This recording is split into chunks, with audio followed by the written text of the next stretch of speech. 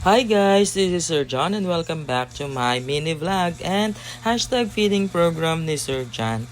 Ngayong araw nga po pala ay dumating na ulit ang aming school-based feeding program po. So ito po ay pinakabayo po ni tatay, galing po ng Apia.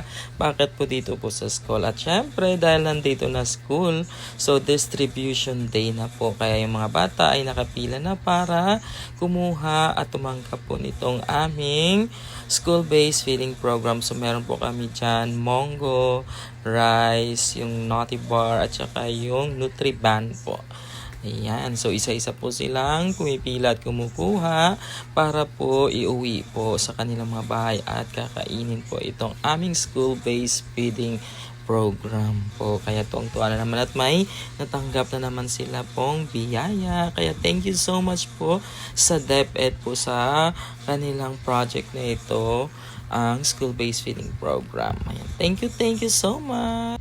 Kaya sa mga viewers po natin dyan, keep on watching my video. Please follow, like, and share. Bye!